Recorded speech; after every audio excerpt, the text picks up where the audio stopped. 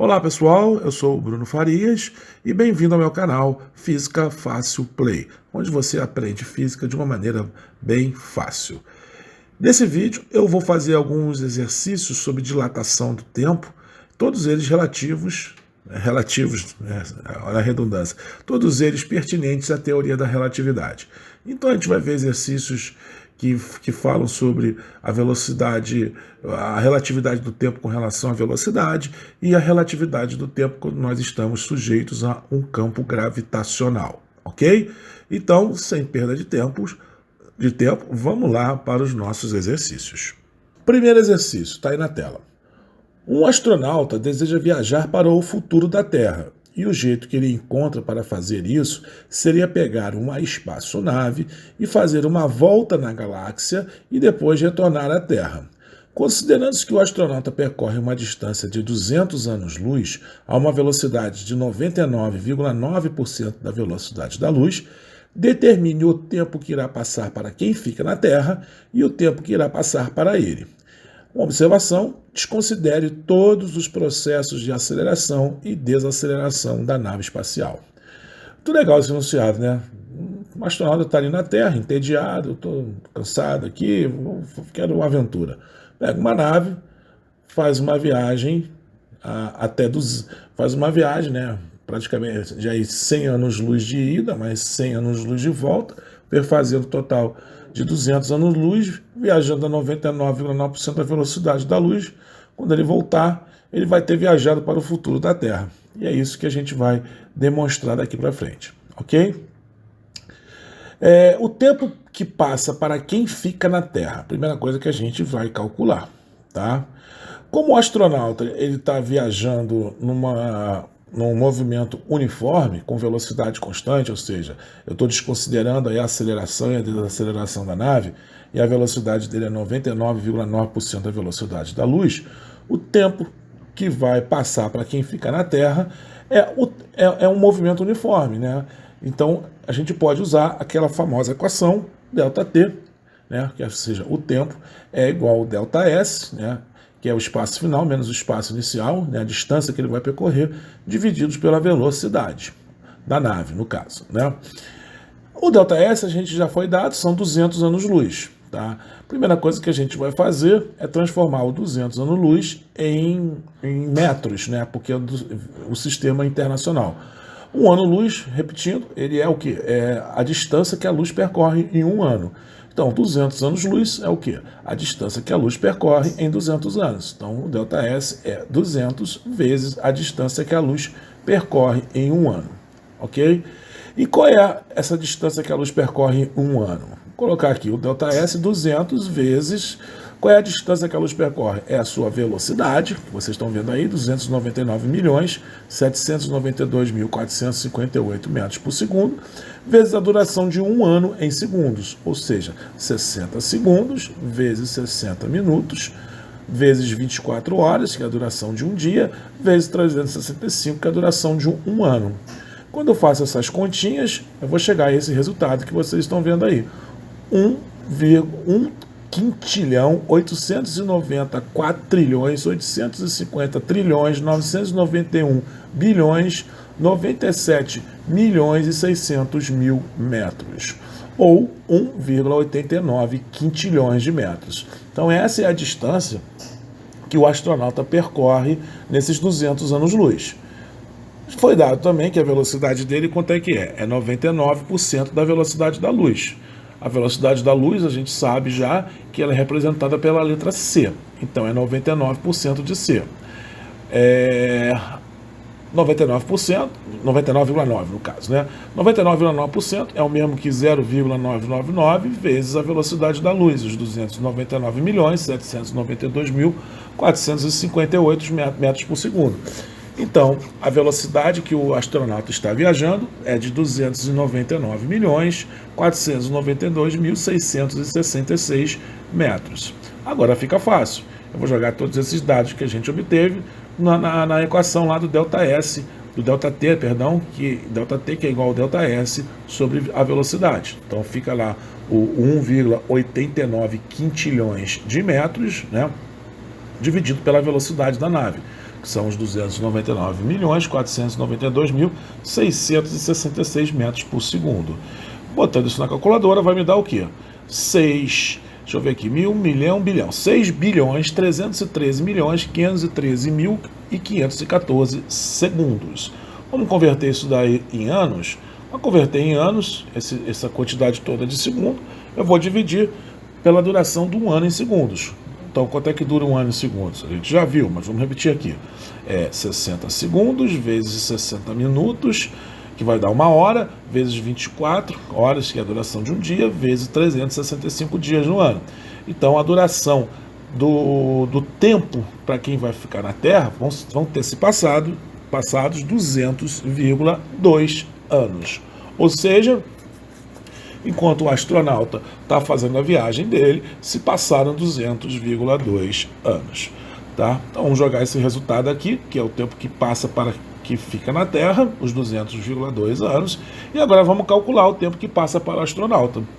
Como o astronauta está viajando a uma velocidade muito alta, uma velocidade muito próxima à velocidade da luz, os 99,9%, a gente vai ter que usar a teoria da relatividade, a equação da dilatação do tempo, que é o que está aí.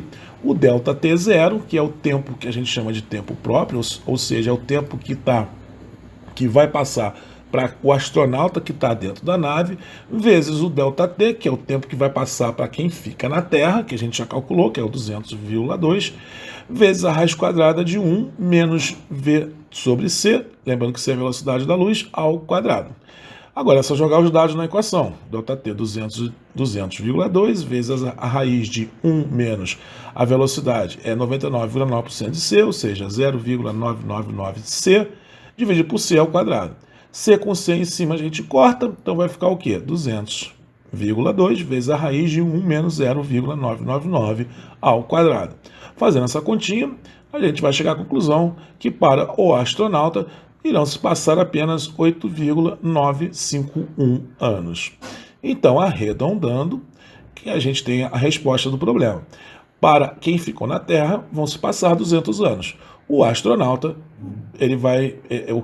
o tempo que ele vai medir serão 9 anos. Ou seja, no relógio do astronauta dentro da nave, essa volta que ele vai fazer na galáxia, né, de 200 anos, de 200,2 anos no caso, 200 anos na Terra, vai representar só 9 anos para ele. Ou seja, ele viajou para o futuro, né? Então, quando ele voltar, a Terra não vai estar mais há 9 anos. Ele não vai voltar daqui a 9 anos, ele vai voltar daqui a 200 anos da Terra. Ok?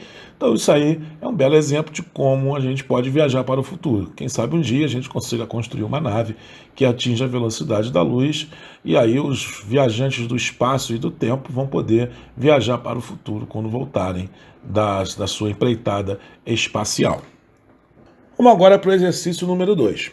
Um astronauta se aproxima do intenso campo gravitacional de um buraco negro de massa 10 milhões de vezes a massa do Sol e permanece nessa posição por 1 ano do seu relógio estudando esse buraco negro. Sabendo que ele se fixa durante todo esse período a uma distância de 30 milhões de quilômetros do centro desse buraco negro, ou seja, ele só estou dizendo que é 1/5 da distância da Terra ao Sol, só uma comparação, tá? Determine quanto tempo terá passado na Terra após o relógio do astronauta marcar 1 ano de estudos próximos a esse buraco negro. Aí, a dilatação do tempo, ela já não é mais em função da velocidade, né? No exercício anterior, a gente viu que o tempo se dilatava, havia uma relatividade do tempo por conta de quê? Da velocidade da nave. Agora é diferente. A dilatação do tempo, ela ocorre em função do campo gravitacional. E aí a gente usa essa equação também de Einstein, da relatividade do tempo em função do campo gravitacional, que é o ΔT0, né? Esse ΔT0, ele sempre é o tempo para quem está, no caso aí, sujeito ao campo gravitacional, tá? Que no caso é o astronauta, vezes o ΔT, que é o tempo para quem está parado na Terra, vezes a raiz de 1 menos 2gm, g é a constante de gravitação universal, m é a massa do buraco negro, dividido pelo raio do buraco negro, né? No caso aí a distância da nave até o centro do buraco negro, vezes a velocidade da luz ao quadrado. Então, como eu falei, O ΔT é o tempo para quem está na Terra e o ΔT0 é o que é o tempo próprio, é a duração do tempo para quem está sujeito ao campo gravitacional. O que é dado no problema? Ele diz que o astronauta, para o astronauta, o seu relógio lá, ele marca um ano. Então esse um ano é o quê? É o ΔT0, certo? Que é o tempo próprio, duração do tempo para quem está sujeito ao campo gravitacional. E o que eu vou querer determinar? O ΔT, que é a duração do tempo para quem está na Terra. É isso que é perguntado, certo? Então, usando um pouquinho de álgebra, eu jogo o ΔT para um lado, o ΔT0 para o outro lado, e eu vou ficar com essa equação aí que vocês estão vendo agora na tela, certo? O ΔT0 foi dado, que é um ano, vamos converter isso para segundo, lembrando que a gente sempre tem que trabalhar na unidade de medida do sistema internacional, que no caso aqui para tempo é segundos, né? A massa, que é esse M, é a massa do buraco negro, ou seja, ele disse que a massa do buraco negro são 10 milhões de vezes a massa do Sol. Então, a massa do Sol é 1,989 vezes 10 elevado a 30 kg, vezes os 10 milhões de vezes a massa do Sol, né? A distância que ele está, que esse astronauta, ele fica do centro do buraco negro, ele fica a 30 milhões de quilômetros do centro do buraco negro. Lembrando que a gente precisa passar isso para metro, né, que é a unidade do sistema internacional. Para passar de quilômetro para metro, basta multiplicar por 1000. Então, o R é 30 milhões vezes 1000, certo? O G é a constante de gravitação universal, por ser uma constante, seu valor é fixo, né? Então ele vale 6,673 vezes 10 elevado a menos 11, e a velocidade da luz, que é C, também é uma constante, equivale a 299.792.458 metros por segundo. Tá? Eu vou limpar toda a tela para ficar um pouco mais clean.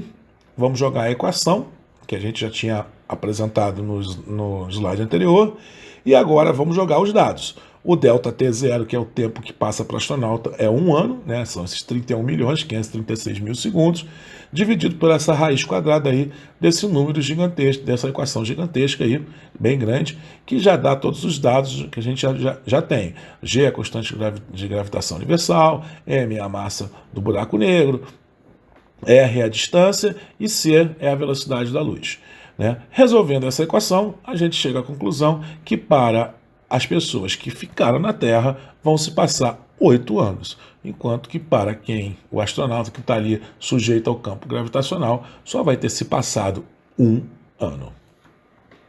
Exercício número 3. No centro da Via Láctea existe um buraco negro chamado de Sagitários A estrela. Esse é o nome do buraco negro que está no centro da nossa galáxia, da Via Láctea, tá? Sua massa equivale a aproximadamente a 4.062.905 massas do Sol. Se um astronauta permanecer por um ano a uma distância de 12 milhões e 100 quilômetros do centro desse buraco negro de sua nave espacial, quanto tempo terá se passado na Terra? É parecido um pouco com o exercício anterior, tá? E aí você deve estar se perguntando, por que 12 milhões e 100 quilômetros? Vocês vão entender daqui a pouco, já, tá? Então, vamos lá. Vou usar a mesma equação de dilatação gravitacional do tempo, né? O que eu vou querer determinar? O ΔT, que é o tempo que vai passar para quem está na Terra. A gente já tem o ΔT0, a gente já tem lá todos esses outros dados de constante gravitacional, distância, velocidade da luz e a massa de Sagitários A estrela, né? Então vamos jogar esses dados. O ΔT0 que é o tempo para o astronauta, ele vai ficar ali um ano na borda desse buraco negro estudando esse buraco negro, ou seja, um ano são 31.536.000 segundos. A massa que é dada é 4.062.905 vezes a massa do Sol. Então é só pegar a massa do Sol, que é 1,989 vezes 10 elevado a 30 kg, multiplicar por 4.062.905. A distância que essa nave vai permanecer nesse buraco negro são 12 milhões e 100 quilômetros, passando para metros, só multiplicar por 1000, ok? E aí a gente já tem as constantes, né? De constante de gravitação universal, que é 6,673 vezes 10 elevado a menos 11, e a velocidade da luz, 299.792.458 metros por segundo. Coloco todos esses dados aí na equação, tá? E vou chegar à conclusão que o ΔT, ou seja, o tempo que se passa na Terra, são 10.924 10 bilhões 924 milhões 436.372 segundos. Isso é o mesmo que dizer que o ΔT, que é o tempo que passa na Terra, são de 346,4 anos. Ou seja, para o astronauta, o relógio dele, o tempo que ele vai perceber é só um ano. E para quem fica na Terra, terão se passado quase aí 350 anos. Agora vamos pegar o mesmo exercício que a gente fez anterior, exercício número 3, e mudar. Né? E agora vocês vão entender porque eu botei esses 12.100 quilômetros. Tá? Vamos fazer o seguinte, vamos botar que a distância da nave até o centro do buraco negro são 12 milhões de quilômetros. Tá? Para passar para metros, só multiplicar por 1.000. Então, a distância R é 12 milhões de quilômetros vezes 1.000. Tá? Coloco todos os dados na equação. O problema é o mesmo, só mudou os 12 milhões e 100 quilômetros para 12 milhões de quilômetros. Tá? E aí vocês estão vendo aí que eu destaquei e grifei em vermelho o 12 milhões. Tá? Quando eu começo a resolver esse radical aí do denominador da fração, né, a raiz quadrada de 1 menos esses números gigantescos aí, eu vou chegar à conclusão de que o quê? Que essa marcação que eu estou destacando aí em vermelho, 2 vezes 6,673 vezes 10 elevado a menos 11 vezes 1, 9,89 vezes 10 elevado a 30 vezes 4.062.905 dividido pelo raio, pela distância e pela velocidade da luz ao quadrado, tá? Isso vai ser exatamente igual a 1. Tá? 1 menos 1 é quanto? 1 menos 1 é 0. Qual é a raiz de 0? É 0. E aí eu te pergunto, o ΔT ficaria o quê? O 1 ano, né, que são os 31.536.000 segundos, dividido por 0. Esse número é indeterminado, a gente não consegue fazer essa divisão. Qual o número que multiplicado por 0 vai dar 31.536.000? Nenhum número, né? Então, o que acontece? Não existe divisão por 0, ele é um número indeterminado, certo? Então, quando a gente atinge um determinado limite, né, de um buraco negro, o tempo ele entra num tipo de um colapso, que é o que a gente vai ver daqui a pouco. Tá? Agora, imaginem vocês que ao invés de 12 milhões e 100 mil, ou 12 milhões e 100 quilômetros, ou 12 milhões de quilômetros, a distância seja de 11 milhões, que é o que vocês estão vendo aí, grifado aí agora. Né? Então, todo esse radical, ele vai dar um número negativo, menos 0,09. Em outras palavras, não existe também raiz quadrada de um número negativo, certo? E aí, o que eu quero mostrar com isso? Eu vou definir aqui uma coisa chamada horizonte de eventos, tá? O que é o horizonte de eventos de um buraco negro? Esse horizonte de eventos é o que está escrito aí, é um limite do espaço-tempo através do qual a matéria e luz podem passar apenas para dentro em direção ao centro do buraco negro. Nada, nem mesmo a luz, pode escapar de dentro do horizonte de eventos. Em outras palavras, a gente pode dizer que esse horizonte de eventos é o limite do qual qualquer coisa, seja luz, seja matéria, nós, a nave, né, pode se aproximar de um buraco negro. Se ele chegar nesse limite ou ultrapassar esse limite, ele vai ser sugado por esse buraco negro e ponto final, acabou. Não tem volta, ele não consegue mais sair de lá. Né? Por isso que se chama buraco negro, porque a luz, quando ultrapassa esse limite do horizonte de eventos, nem ela consegue sair de dentro do buraco negro. Por isso que ele não reflete luz, o buraco negro. Certo? Então, como previsto pela relatividade geral de Einstein, a presença de uma massa ela deforma o espaço-tempo. A gente já viu isso no vídeo de dilatação gravitacional do tempo. Tá? No horizonte de eventos de um buraco negro, essa deformação se torna tão forte e tão intensa que não há caminho que se permita deixar sair de dentro do campo gravitacional do buraco negro. Certo? Então, vai chegar a um determinado limite que dali para frente nada escapa da gigantesca, imensa atração gravitacional do buraco negro. Por isso que alguns minutos atrás a gente viu lá raiz quadrada de zero, raiz quadrada de número negativo. Ou seja, aquelas distâncias, os 12 milhões de quilômetros ou os 11 milhões de quilômetros, elas estão, no caso 12 milhões, está exatamente em cima do horizonte de eventos. Já o 11 milhões está além do horizonte de eventos, né? Então a gente não consegue, né? O tempo ele entra em colapso. Não existe um tempo negativo, né? Não existe um número que seja dividido por zero que vai dar um outro número. Como também não existe raiz quadrada de número negativo, certo? Isso daí, esse horizonte de eventos, ele é definido na astrofísica como o raio de Schwarzschild, ou limite de Schwarzschild, tá? E ele equivale a essa equação que está aí. O raio de Schwarzschild é 2 vezes a constante gravitacional g vezes a massa do corpo, né, no caso do buraco negro, dividido pela velocidade da luz ao quadrado. Quando a gente pega e calcula o raio de Schwarzschild desse buraco negro, eu vou ter que 2 vezes a constante de gravitação universal, que é o 6,673 vezes 10 elevado a menos 11, vezes a massa do buraco negro, que foi dada, que é 4.062.905 vezes a massa do Sol, tá? Dividido pela velocidade da luz, que são os 299.792.458 km ao quadrado, metros por segundo ao quadrado.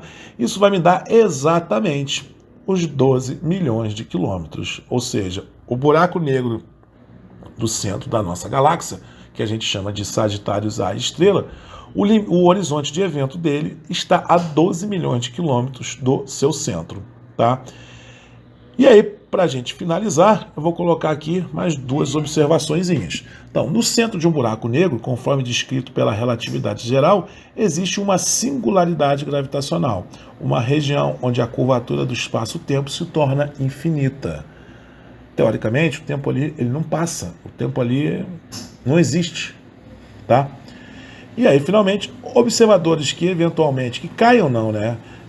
Vamos dizer que observadores que eventualmente venham a cair em um buraco negro, além do raio de Schwarzschild, não podem evitar serem transportados para o centro deles, ou seja, para a singularidade. Quando eles atingem a singularidade, são esmagados em densidades infinitas e sua massa é adicionada ao buraco negro. Ou seja, a massa, a matéria, enfim, se decompõe por completo. Tá legal? É isso aí, gente. Eu fiz esses 4 exercíciozinhos aí sobre dilatação do tempo, para vocês fixarem. Se tiverem dúvida, já sabe, basta escrever aqui nos comentários, manda um e-mail para mim, que eu terei o maior prazer em responder. Se gostou do vídeo, deixe o seu like, isso fortalece muito o canal para crescer, tá legal? E obrigado por mais uma vez me aturarem até aqui e até a próxima. Um abraço.